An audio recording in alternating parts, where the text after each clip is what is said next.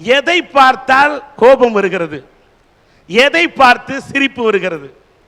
அதாவது அரசாங்கத்தை ஏமாற்றக்கூடிய மக்களை பார்த்தால் கோபம் வருகிறது, தான் செய்வதுதான் சரி என்று நினைக்கக்கூடிய இளைஞர்களை பார்த்தால் சிரிப்பு வருகிறது, பரபரப்புக்காக பொய்யான செய்திகளை வெளியிடக்கூடிய பத்திரிகையாளர்களை பார்த்தால், பத்திரிகைகளை பார்த்தால் கோபம் வருகிறது, பாதுகாப்புடன் சுதந்திர தினத்தை கொண்டாடுவதை பார்த்தால் சிரிப்பு வருகிறது, கடமை தவறும் அரசு அதிகாரிகளை பார்த்தால் கோபம் வருகிறது. இப்படி 5 தலைப்பு. பள்ளியிலே தூங்கியவன் கல்வி இழந்தான், கடை தனிலே தூங்கியவன் முதல் இழந்தான், கொண்ட கடமையில் தூங்கியவன் புகழை இழந்தான்.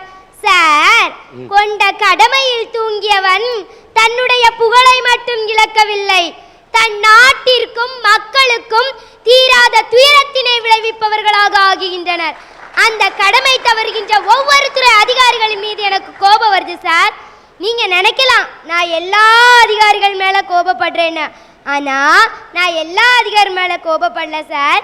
உதாரணமாட்டு விஜயகுமாரன், லத்திகாச்சரன், கிரண் பேடி இந்த மாதிரி அதிகாரிகளை பார்த்தெல்லாம் நான் பெருமைப்படுறேன் சார்.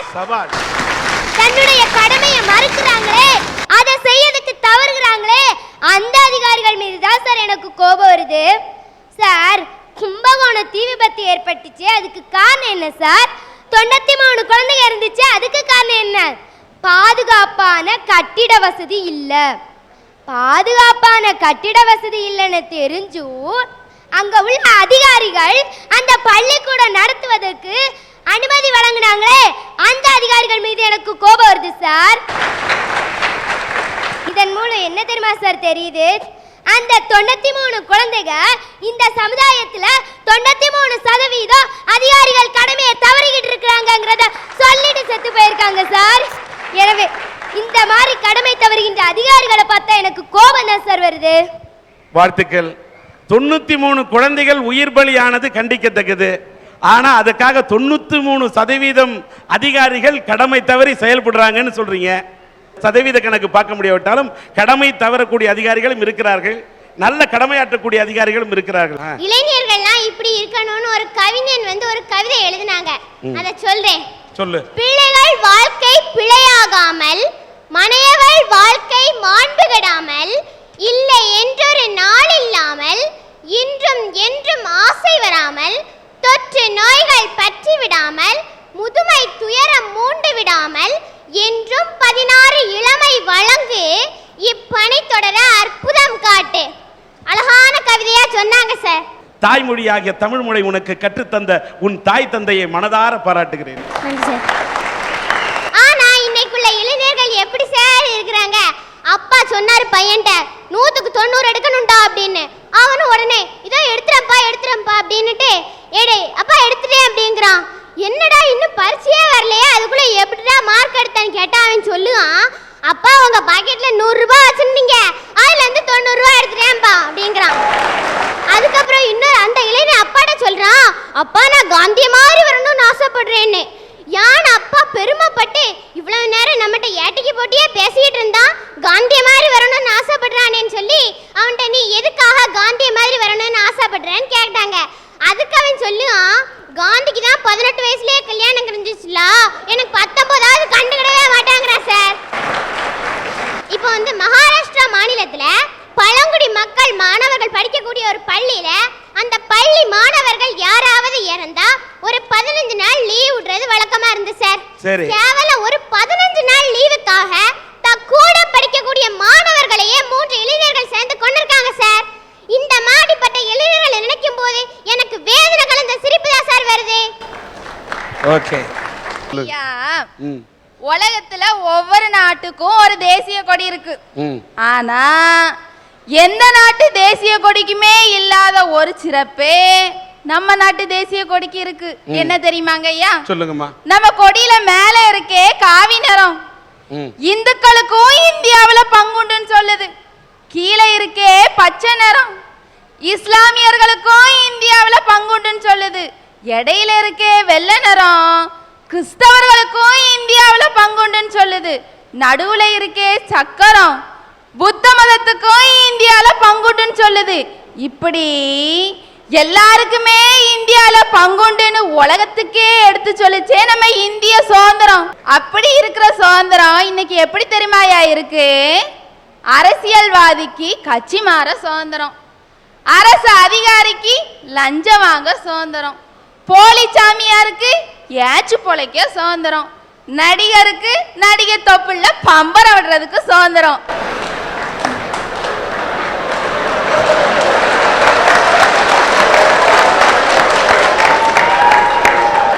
நான் கேட்கிறேன், பம்பனை விடுறாங்க, ஆம்பளை சுடுறாங்க, பாக்கிறதுக்கு உங்களுக்கு சுதந்திரம் இருக்கிறதுனால தானே அவனுக்கு விடுறதுக்கு சுதந்திரம் வந்தது.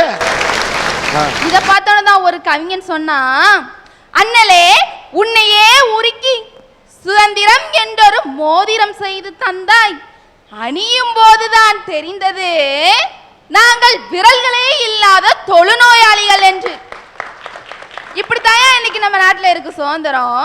ஐயா 1947ல வாங்கின சுதந்திரத்தை AK-47ல பாதுகாப்பா கொண்டாடுறோமே, இதை நினைச்சாதான் எனக்கு சிரிப்பு வருது. இன்னைக்கு இந்தியாவில் நடக்கக்கூடிய 75% பிரச்சனைகளுக்கு காரணம் இந்த கடமை தவறக்கூடிய ஒரு சில அதிகாரிகள். ஐயா, நம்ம நாட்டோட வளர்ச்சி விகிதம் பெருகிட்டு போகுதோ இல்லையோ, இந்த அதிகாரிகளோட சொத்து மதிப்பு பெருகிக்கிட்டே போகுது. நம்ம நாட்டில் உள்ள ரொம்ப பெரிய கொடுமை ஜாதி கொடுமை. அந்த கொடுமையை விட ரொம்ப பெரிய கொடுமை எது தெரியுமா? ஜாதிகள் இல்லையடி பாப்பான்னு படிக்கிறதுக்காக அவன் பிள்ளைக்கு ஜாதி சான்றிதழ் வாங்குறதுக்காக இந்த வில்லேஜ் ஆபீஸுக்கும் தாலுகா ஆபீஸுக்கும் நாயை விட கேவலமா நடையா நடப்பான் பாருங்க. அந்த கொடுமை தான் ரொம்ப பெரிய கொடுமை. ஐயா, இந்தியாவுடைய முதுகெலும்பே கிராமங்கள் தான் சொல்றோம். நம்ம லஞ்சத்தோட தண்டுவடமும் இந்த கிராமத்துல தான் இருக்கு. ஏன்னா இவன் போடுற அந்த வில்லேஜ் ஆபீசர் போடுற கையெழுத்துல தானே ஒருத்தனோட தலையெழுத்தே அடங்கி இருக்கு. அதனாலதான் இன்னைக்கு VAO எக்ஸாமுக்கு 2 லட்சம் பேர் பின்னால ஓடினான். ஐயா, இன்னைக்கு சம்பளத்தை விட கிம்பளத்துக்கு ஆசைப்பட்டு இந்த VAO எக்ஸாம் எழுதினவங்க அதிகம்யா. ஐயா, அன்னையும் பிதாவும் முன்னறி தெய்வம்னு சொல்லுவாங்க. அந்த பெரியவங்களை கும்பிட்டா அந்த பெருமாளையே கும்பிட்டதா சொல்லுவாங்க. மூத்தோர் சொல் வார்த்தை கேட்டல் அமிர்தம் பாங்க. ஆனா இன்னைக்கு இருக்க இளைஞர்கள் அந்த அளவுக்கு பெரியவங்களுக்கு மரியாதை கொடுக்குறாங்களான்னு கேட்டா அது பெரிய கேள்விக்குறியாதாங்க நிக்குது. இன்னைக்கு புரியாதவங்களுக்கு சில விஷயங்களை சொல்லி புரிய வச்சா அவன் ஒரு நல்ல இளைஞனுங்க. படிக்காதவங்களுக்கு சில விஷயங்களை சொல்லி படிக்க வச்சாலும் அவன் ஒரு நல்ல இளைஞன். ஐயா, இன்னைக்கு சமுதாயத்துல எத்தனையோ பிரச்சனைகள், அதுக்கு நீ ஒரு முற்றுப்புள்ளி வைக்கிறியா, அப்ப நீ ஒரு நல்ல இளைஞன். ஆனா ஒரு ஜாதி சண்டை வருதுன்னா அருவாளை தூக்குற நீ இப்படி ஒரு சமுதாய புரட்சிக்கு ஒரு கொடியை தூக்க மாட்டேங்கிறே, அது ஏன் சார்? அரசியலுக்கு வர்ற இளைஞர்களை பார்த்து அறிஞர் அண்ணா ரொம்ப அழகா சொல்லுவாரு, அரசியல் என்பது அத்தை மகள் மாதிரி, அதை சுத்தி தான் விளையாடணுமே தவிர தொட்டு விளையாடக்கூடாது அப்படிம்பாரு. ஐயா, இன்னைக்கு ஒரு நல்ல தலைவனாவும் இல்லாம நல்ல தொண்டர்களாவும் இல்லாம நல்ல குண்டர்களா மாறி போறாங்களே சில இளைஞர்கள், அவர்களை பார்க்கிறப்ப வருத்தமா தாங்க இருக்கு. ஐயா, அரசியலுக்கு இளைஞர்கள் வர்றதுங்கிறது வரவேற்கத்தக்க ஒண்ணு. ஆனா அந்த அரசியலை ஆக்க வேலைகள் செய்யல இளைஞர்களை விட அடியாளா போறவங்களை எண்ணிக்கை அதிகமாயிட்டு இருக்கு பாத்தீங்களா? அதை பார்க்கிறப்ப எனக்கு ஒரு வருத்தமான சிரிப்பு வரத்தானையா செய்யும். ஒரு MA படித்த நாட்டில MA படித்த ஒரு பட்டதாரியாக முதுகலை பட்டதாரியாக அண்ணா அரசியலுக்கு வந்தார். அறியாமை இருளில் கடந்த மக்களை விழிப்புணர்ச்சி செய்தது இந்த நாட்டில் அண்ணாவா இல்லையா? படித்தவர்கள் பண்புள்ளவர்கள் அரசியலில் இப்படித்தான் வர வேண்டும், அரசியல்ல தேர்தலில் நல்லவர்கள் வர வேண்டும் என்று மக்கள் வாக்களிக்க தொடங்கினால் தான் சார் உண்மையான ஜனநாயக நாட்டில் வளரும். நமக்கு பொறுப்பில்லைன்னு எல்லாரும் போயிட்டு நாடு எப்படி முன்னேறும்? இதோட பொறுப்பு இளைஞன் கையில் மட்டும் இல்லை, வழிகாட்டக்கூடிய வழிகாட்டிகள் சரியில்லாத காரணத்தால் தான் தருதலைகள் உருவாக்கப்படுகிறார்கள். தலைமை சரியாக இருந்தால் தருதலைகள் உருவாக மாட்டார்கள் என்பது என்னுடைய தாழ்மையான கருத்து. ஒரு பஸ் நின்னுகிட்டு இருக்கு, பஸ் நிக்கிறப்ப ஏற மாட்டேங்கிறான், ஓடிக்கிட்டு இருக்க பஸ்ல ஓடி போய் ஏறான். இந்த படிக்கட்டுல 20 பேர் தொங்குறான், அந்த படிக்கட்டுல 20 பேர் தொங்குறான். நம்ம தான் அன்னைக்கே அந்த நிலையில இருந்து மாறி இன்னைக்கு மனுஷங்கிற நிலைமைக்கு வந்தாச்சு இல்லையா? இன்னவங்களுக்கு இந்த புத்தி போகாம அழிகிறாங்க பாத்தீங்களா? அப்படியே அந்த பஸ்ஸுக்கு பின்னாடி ஓடுற பஸ்ல அப்படியே பின்னாடி அந்த ஏணி மேல ஏறி அந்த மேல் கூரை இருக்கு பாத்தீங்களா, அங்க இங்கேயுமா ஓடிக்கிட்டு இருக்காங்க. கர்ணம் தப்புனா மரணங்க. ஐயா இன்னைக்கு அவன் அந்த பஸ்ல கம்பியில தொங்குனான் பாத்தீங்களா, அத போய் ஒரு போலீஸ் செலக்ஷன்ல தொங்கி இருந்தானா இன்னைக்கு அவன் ஒரு நல்ல ஒரு போலீஸ் அதிகாரியா வந்திருக்கலாம். அந்த ஏணில ஏறினான் பாத்தீங்களா, அத போய் எவரெஸ்ட்ல ஏறி இருந்தானா இன்னைக்கு இந்தியாவுக்கு ஒரு சாதனையாளன் கிடைச்சிருக்கலாம். ஐயா ஒரு பொம்பளை புள்ள நைட்டு 11 மணி வரைக்கும் திருவனந்தபுரம் பஸ் ஸ்டாண்ட்ல நின்னுகிட்டு இருந்திருக்கு. அத ஒரு போலீஸ் அதிகாரி போய் என்னன்னு விசாரிச்சப்போ அந்த பொண்ணு சொன்ன காரணம் என்ன தெரியுங்களா, ராங் கால்ல வந்த ஒரு பையனை நம்பி கல்யாணம் பண்ணிக்குவான்னு நம்பி அந்த பொண்ணு வந்து அவ்வளவு நேரம் அங்க நின்னுகிட்டு இருந்திருக்கா. அந்த போலீஸ் அதிகாரி விசாரிச்சு அவங்க பெத்தவங்களை வர சொல்லி அப்புறம் இந்த பொண்ணு மனசை மாத்தி அனுப்பி விட்டுருக்காங்க. இன்னைக்கு பொண்ணுங்க இந்த காலத்துல எத்தனையோ வகையில முன்னேறி போய்கிட்டு இருக்கப்ப இப்படி அப்பாவித்தனமா சில பொண்ணுங்களும் வந்து மாட்டிக்கிறாங்க பாத்தீங்களாயா. இப்படி இருக்கிறவங்களை பாக்குறப்ப நமக்கு ஒரு பரிதாபமான சிரிப்பு வரத்தானங்க செய்யும். இந்த நாட்டில் இருக்கிற மக்கள் அத்தனை பேரும் சமமா இருக்கணும். சமமா இல்லைன்னு சொன்னா நாட்டுல சுதந்திரம், உண்மையான சுதந்திரம் இல்லைங்க. அதைத்தாங்க சொல்லுவாங்க, சீராய் அமைந்த சீப்பின் பல்வோல் பாரோர் எல்லாம் பிறப்பால் சமமே. அனைவரும் பிறப்பால் சமமா இருந்தா இந்த நாட்டுல என்னைக்கு ஒற்றுமை இருக்குங்க. ஒர்லாண்டோ மசாட்டான்னு ஒரு பேர் பாருங்க. 1941 ஒரு மனுஷரு தன்னுடைய காவல்ல இருந்து தப்பிச்சு போறாரு. காபூலுக்கு போறாரு. எப்படி நடந்தே போறாரு காபூலுக்கு. அங்கிருந்து டாஸ்கண்டுக்கு போறாரு, மாஸ்கோவுக்கு போறாரு, பெர்லினுக்கு போறாரு, ஜெர்மனிக்கு போறாரு, ஜப்பானுக்கு போறாரு. அவருக்கு நோக்கம் என்னங்க, இந்திய நாட்டுக்கு சுதந்திரம் வாங்கி ஆகணும். இதுதான் அவருக்கு நோக்கம். அவரு தன்னுடைய பெயரை கூட ஒர்லாண்டோ மசோட்டா என்று மாற்றிக்கொண்டு போனானே, அவன்தான் நேதாஜி சுபாஷ் சந்திர போஸ். அவன் சுதந்திரம் வாங்கி கொடுத்தது கண்ணாடி கூண்டுக்குள்ள நின்று கொடியேற்றதுக்காங்க. அதுதான் என்னுடைய கேள்வி. ஐயா செய்திங்கிறதே உள்ளத உள்ளபடி சொல்றதுதான் ஐயா. இன்னைக்கு எத்தனை பத்திரிகைகள் உள்ளத உள்ளபடி சொல்லிட்டு இருக்காங்க. நீங்க கரெக்டா சரி அந்த ஒரு மாசம் செய்தித்தாளை எடுத்து பாத்தீங்கன்னா 8ஆம் பக்கம் ஒதுக்கியே வச்சிருவான். ஒண்ணுல ஸ்ரீகாந்த் வந்தனா குடும்ப பிரச்சனை, அப்படி இல்லைன்னா பிரசாந்த் கரகலட்சுமி குடும்ப பிரச்சனை. ஐயா நான் கேட்கிறேன், இன்னைக்கு நம்ம தமிழகத்துல குடும்ப பிரச்சனை இந்த 2 குடும்பத்துல தான் இருக்கா?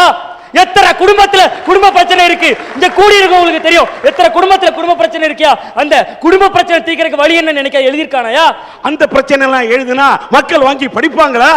அதை நீங்க யோசிச்சீங்களா? ஐயா மக்களை நல்வழிப்படுத்த வேண்டிய பத்திரிகை தவறிடுச்சியா. இன்னைக்கும் ஒரு சில நல்ல பத்திரிகைகள் இருந்துட்டு தான் இருக்கு. சொந்தமா பவுண்டேஷன் கூட ஆரம்பிச்சு மக்களுக்கு நல்லது பண்ற பத்திரிகைகளும் இன்னைக்கும் நம்ம தமிழ்நாட்டில் இருந்துட்டு தான் இருக்கு. சபாஷ்.